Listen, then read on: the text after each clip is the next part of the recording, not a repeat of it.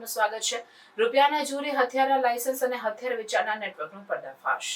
ગુજરાત એટીએસે નાગાલેન્ડ અને મિઝોરમમાંથી હથિયારના બનાવટી લાયસન્સ રેકેટનો પર્દાફાશ કર્યો, જેમાં કુલ 65 જેટલા આરોપીઓની ધરપકડ કરી, પરંતુ હથિયાર મેળવવા માંગનાર વ્યક્તિ કોઈ પણ રીતે નવો રસ્તો શોધી જ લે છે। તેવામાં હવે ઉત્તર પ્રદેશમાંથી બનાવટી હથિયાર લાયસન્સ અને હથિયાર વેચાણનું રેકેટ ઝડપાયું છે। રૂપિયાના જોરે કોઈ પણ અરજી કર્યા વિના જ લાયસન્સ અને હથિયાર મેળવનાર શખ્સોની ધરપકડ કરાઈ છે। લાયસન્સ અને હથિયાર આપનાર આરોપીની જ્યારે તપાસ કરાઈ ત્યારે આવા ચોંકાવનારા ખુલાસા થયા। ગુજરાતમાં યુવા વર્ગમાં હથિયારો રાખવાનું ચલણ દિવસે ને દિવસે વધતું જોવા મળી રહ્યું છે। દર મહિને અનેક યુવાનો જિલ્લા કલેક્ટર અથવા તો પોલીસ કમિશનર કચેરીએ હથિયારના લાયસન્સ માટે અરજીઓ કરે છે અને હથિયારના લાયસન્સ મેળવી હથિયારો રાખે છે। જોકે જેમને કોઈ પણ કારણસર લાયસન્સ મળી શકતા નથી તેવા લોકો કોઈ પણ ભોગે હથિયાર રાખવા માટે અન્ય રાજ્યોના એજન્ટો પાસેથી હથિયારના બનાવટી લાયસન્સ મેળવી તેના આધારે હથિયારો ખરીદે છે। તેવામાં ગુજરાત એટીએસે આ જ પ્રકારના એક રેકેટને પકડી પાડ્યું છે। એટીએસને માહિતી મળી હતી કે ઉત્તર પ્રદેશના એટા જિલ્લાના શ્યામસિંહ ચૌહાણ અને શ્યામસિંહ ઠાકુર નામના વચોટિયા થકી ત્યાંના દેવકાંત પાંડે નામના શખ્સ પાસેથી અમુક શખ્સોએ હથિયાર અને તેના લાયસન્સ ખરીદ્યા છે। જે માહિતીના આધારે પહેલા 7 શખ્સોની ધરપકડ કરવામાં આવી। આ મામલે મુકેશસિંહ ચૌહાણ, અભિષેક ત્રિવેદી, વેદપ્રકાશસિંહ, રાજેન્દ્રસિંહ સાંખલા, અજય સેંગર, સોલસિંહ સેંગર, વિજયસિંહ સેંગરની ધરપકડ કરી છે। આરોપીઓ પાસેથી એટીએસે 3 રિવોલ્વર અને 4 પિસ્તલ સહિત 285 રાઉન્ડ્સ કબજે કર્યા છે। આરોપીઓની તપાસ કરતા સામે આવ્યું કે વર્ષ 2015થી અમુક આરોપીઓ પાસે હથિયાર અને તેના લાયસન્સ હતા। આરોપીઓની તપાસમાં એ પણ ખુલાસો થયો છે કે તેઓએ લાયસન્સ મેળવવા માટે ઉત્તર પ્રદેશના એટાના કલેક્ટર કચેરીમાં કોઈ અરજી પણ કરી નથી। આરોપીઓનો સીધો સંપર્ક દેવકાંત પાંડે સાથે થયો છે, જે ત્યાં વકીલાત કરે છે। તે શખ્સ 5 લાખથી લઈને 11 લાખ રૂપિયા લઈને આ હથિયાર અને તેનું લાયસન્સ પોતાની ઓફિસમાં બોલાવીને આપી દેતો હતો। તેવામાં લાયસન્સ ખરા છે કે બનાવટી તેને લઈને પણ આરોપીઓની પૂછપરછ પોલીસે હાથ ધરી છે। આરોપીઓમાંથી વિજય સેંગરનું હાલમાં જ ફાયરિંગ કરતો એક વિડીયો પણ વાયરલ થયો હતો। જોકે તેની તપાસમાં જ રેકેટ પકડાયું હોવાની ચર્ચા છે। આ ગુનામાં સંડોવાયેલ 2 વચોટિયા શ્યામસિંહ ઠાકુર અને હિંમતસિંહ રાજપૂતની અમદાવાદથી ધરપકડ કરી છે।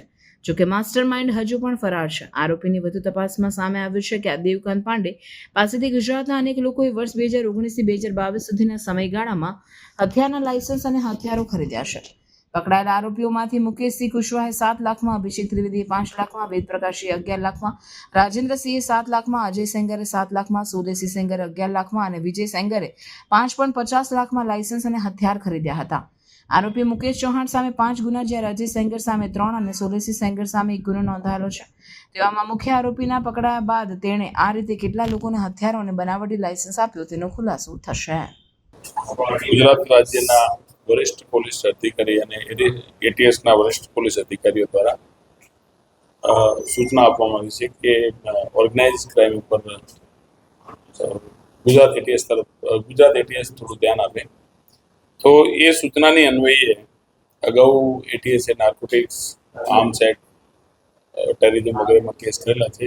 એ જ રીતે અમોને એક બાતમી હકીકત મળેલી કે ઉત્તર પ્રદેશમાં એટા જિલ્લામાંથી કેટલાક વ્યક્તિઓએ અમદાવાદ શહેરમાં જે રહે છે અને મૂળ વતની ઉત્તર પ્રદેશના છે એવા લોકોએ બોગસ હથિયાર લાયસન્સથી હથિયાર મેળવેલ છે અને અત્રે એ હથિયારને એ પોતાના કબજા ભોગવટામાં રાખી રહ્યા છે।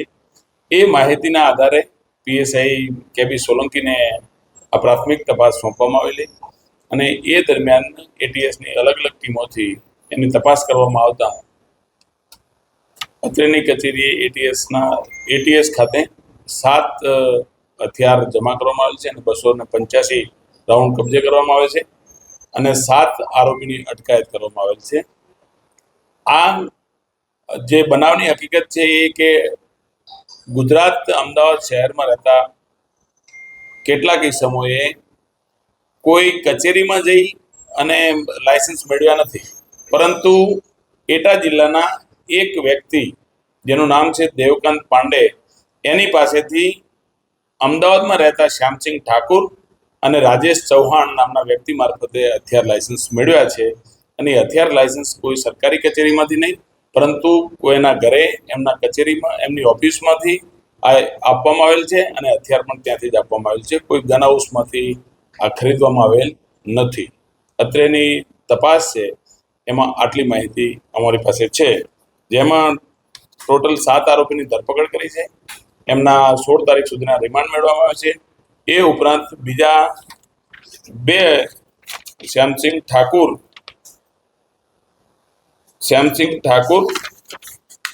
અને હેમંતસિંહ નામના ઈસમની પણ ધરપકડ કરવામાં આવી છે.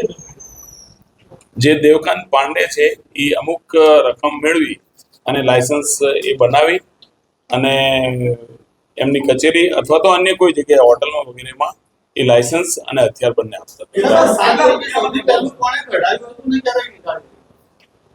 એ હજી તપાસ પોલીસ કરી રહી છે, પણ જે હાલ પ્રાથમિક 7 આરોપી છે એ 7 આરોપીઓએ પાસેથી હથિયાર અને રાઉન્ડ મળી આવેલ છે.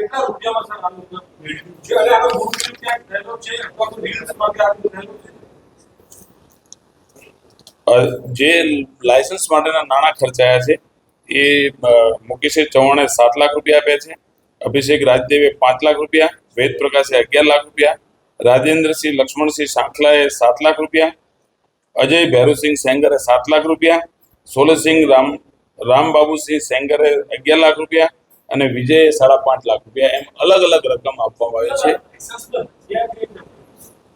લાયસન્સ જે છે એ એટા જિલ્લાના જે સત્તાધિકારી છે એના તરફથી ઇસ્યુ કરવામાં આવ્યું છે.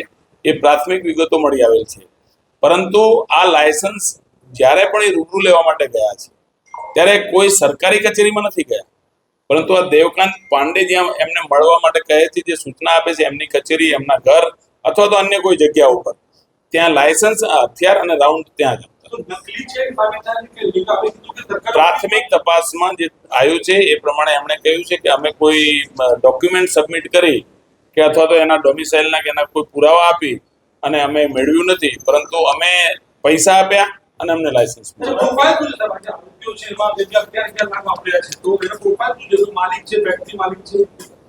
દરેકના અલગ અલગ બિઝનેસ છે. કોઈ જમીનનું કામ કરે છે, કોઈ જીમ લોન્જના માલિક છે વિજય સેંગર વગેરે, એમાં અલગ અલગ બિઝનેસમેન છે.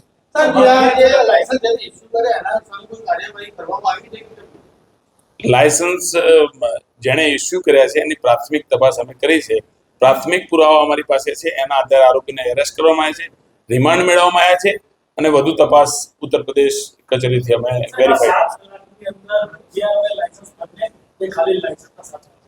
લાયસન્સ અને હથિયાર બંને એ રીતે અલગ અલગ રીતે. એ હજી શ્યામસિંહને ડિટેન કર્યા છે, આજે એરેસ્ટિંગ એમનું છે અને એ એરેસ્ટ દરમિયાન એમણે કહ્યું છે કે મેં એમને ઓળખાણ કરાવી અને એમને પૈસા ચૂકવવા માટે. જે લાયસન્સ એ બોગસ છે તો બીજી જગ્યાએ ગેરઉપયોગ શું એના કબજા ભોગવટામાં છે એ પણ ગેરકાયદેસર છે. દેવકાંત પાંડેનું બેકગ્રાઉન્ડ શું છે? દેવકાંત પાંડે ત્યાં કંઈ પ્રેક્ટિસ કરે છે, કોઈ કોર્ટમાં કે વકીલ તરીકે, એ વેરીફાઈ નથી થયું કે શું બિઝનેસ કરે છે, પણ એની બીજી માહિતી અમારી પાસે છે વધારે. હા, ઓલ ઇન્ડિયા એક્સેસ લાયસન્સ છે અને વધુ તપાસ એની કરી રહ્યા છે કે કેટલો કરવાનો છે.